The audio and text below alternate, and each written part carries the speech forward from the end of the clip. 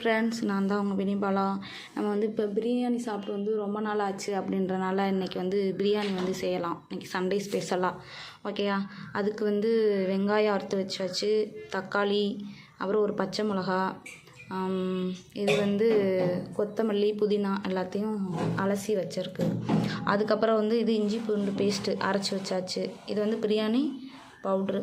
அதுக்கப்புறம் இது வந்து கறி மசாலா, பட்டை வகை ஓகேவா. அதுக்கப்புறம் இது வந்து சிக்கன் 65க்கு ஓகேவா. இது வந்து பிரியாணிக்காக லெக் பீஸோட ஓகேவா. வாங்க எப்படி செய்யலாம்னு சொல்லிட்டு பார்க்கலாம். இப்போ வந்து அடுப்பை பற்ற வச்சு சட்டியை வச்சாச்சு. இப்போ காஞ்சோன்னா நம்ம வீட்டில் இருக்கிற சட்டியை தான் போட முடியும். சட்டி காஞ்சோன்னா எண்ணெயை ஊற்றிடுவோம்.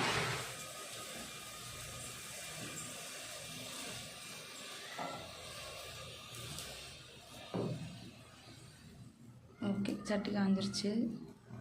இப்போ வந்து எண்ணெயை ஊற்றிக்கிடலாம். நிறையா எண்ணெய் ஊற்றிக்கோங்க. அப்போ தான் வந்து பிரியாணியில் வந்து அந்த எண்ணெய் பதம் வந்து நல்லா பிசு பிசுன்னு நல்லா இதாக இருக்கும். உண்மை தானே, அப்போ தானே. சரி, எண்ணெய் காஞ்சிருச்சு. இப்போ வந்து அந்த பட்டை வகையெல்லாம் போட்டாச்சு. எனக்கு பேரும் தெரியல. புதினா, கொத்தமல்லி செடி அது சொல்லிட்டு, இது புதினா, இது வெங்காயம், இதெல்லாம். இப்போ வந்து அது நல்லா காஞ்சிரட்டும்.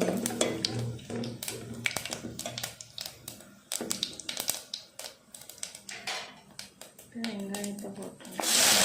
வெங்காயம் போட்டாச்சு. சட்டி பிடிச்சா இருக்குன்னு பார்க்குறோம். நாங்கள் 2 பேர் தான், அதனால தான்.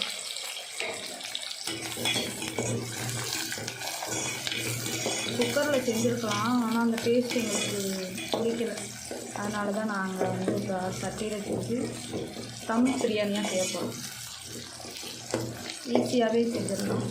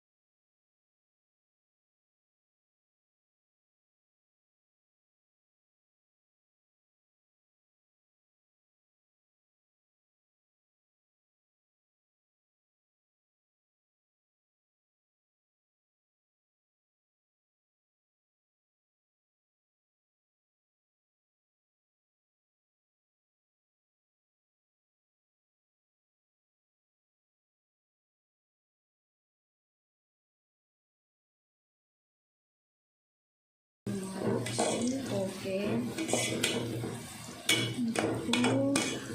நெக்ஸ்ட்டு நாம் என்ன பண்ணலாம்? இப்போ வந்து இஞ்சி பூண்டு பேஸ்ட்டு சேர்த்துக்கணும். ஓகே, இப்போ இஞ்சி பூண்டை வந்து சேர்த்தாச்சு.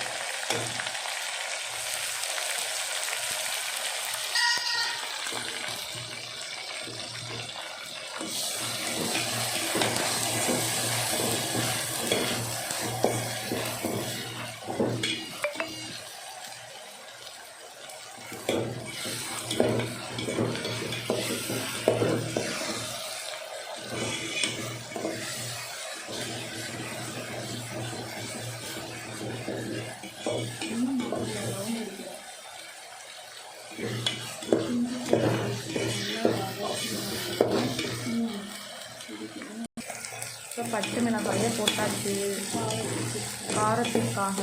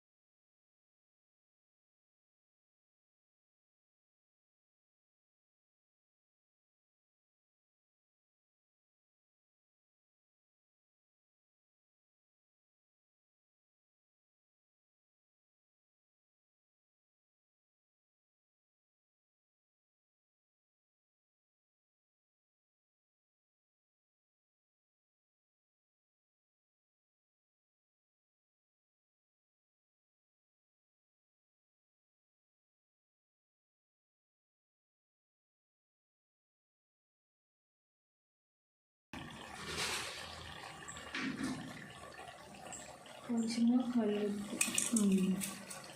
போட்டு நைஸ் போடல. கல்லுக்கு தான் நல்லது டேஸ்ட்டாக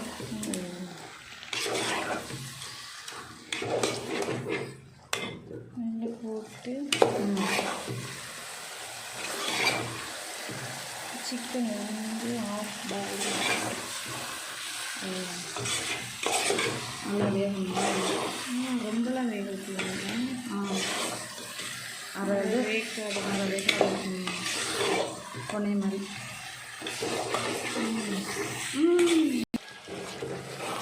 நல்லா வெந்துருச்சு. அரிசியை போட்டு ஓகே, நல்லா வெந்துருச்சு. இப்போ என்ன அடுத்து? அரிசியா? ஓகே, தண்ணி வேணுமா? ஓகே,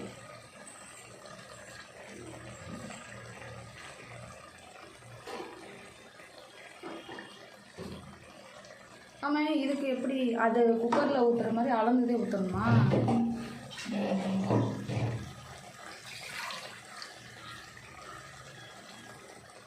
ஒரு டம்ளர். எத்தனை டம்ளர் போட்டால்? 1.5.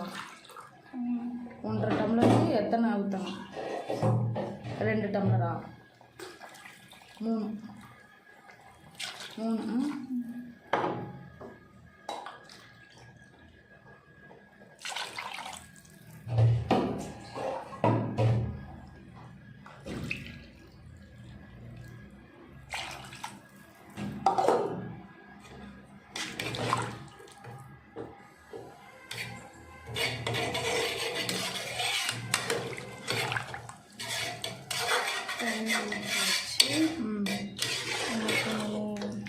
கிளறி விட்டுட்டு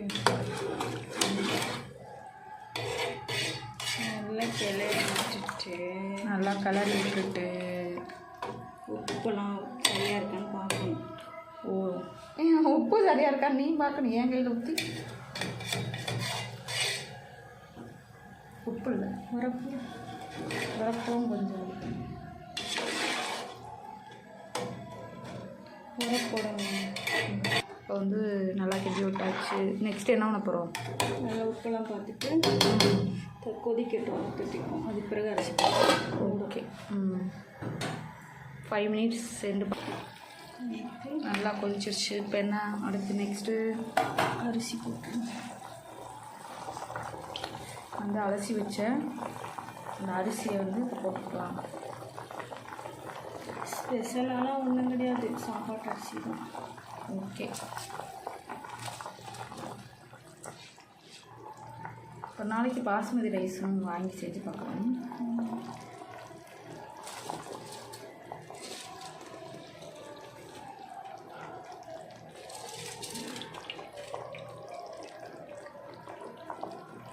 கையே போடும் எரிச்சிடாம.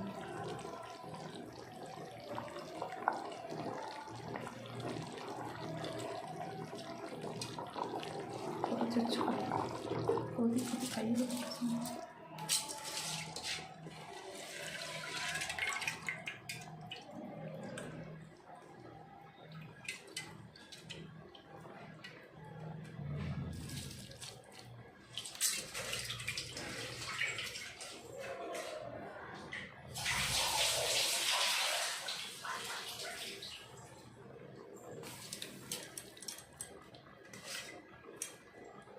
ஓகே. அரிசி போட்டாச்சு.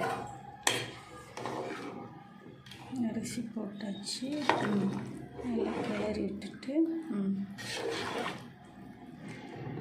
நல்லா கொதிச்சு வெந்து வரட்டும். அப்புறம் தம் கட்டிடலாம்.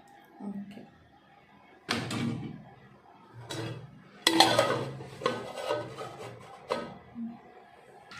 ஓகே, இப்போ வந்து நல்லா வெந்துருச்சு. பதம் எந்த பதம்ன்றது தெரியல. ஓகே, இப்போ வந்து அந்த மிச்சம் இருந்த அந்த கொத்தமல்லி இதுகளெல்லாம் மேலாப்பில் பரப்பி விட்டாச்சு. இப்போ வாழை இலை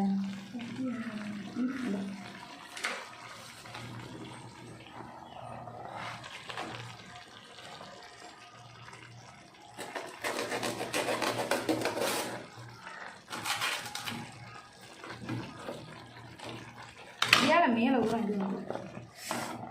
ஓகே, இப்போ வந்து வாழை இலையை வந்து அறுத்து அதை இந்த மாதிரி மேலாப்பில் வச்சுக்க வேண்டியதான். என்னாச்சு, பெருசாக இருக்கா வாழை இலை? ஓகே.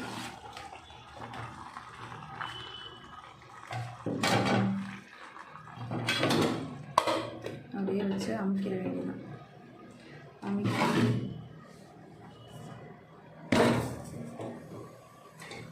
அமுக்கி அதை எடுத்து வச்சாச்சு. ஏன்னா நம்மகிட்ட தம் போடுறதுக்கு தேவை இல்லையா, குக்கரில். அதே மாதிரி விறகடுப்புனா கெங்கல்லி வச்சு பண்ணிடலாம். இங்கே கெங்கல்ல, அதனால் தோசைக்கல்லை வந்து நம்ம என்ன பண்ணுறோன்னா நல்லா சூடுபடுத்திட்டு மேலே இந்த பிரியாணி தூக்கி வச்சிடணும். நெக்ஸ்ட்டு அதுக்கு மேலே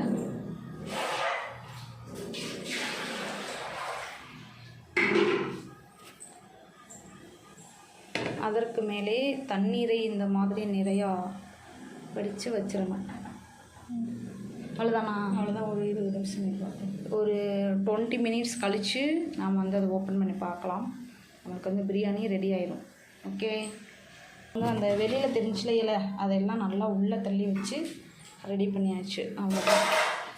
வாழையில் வெளியில் தெரியாமல் உள்ளே தள்ளி வச்சுருங்க.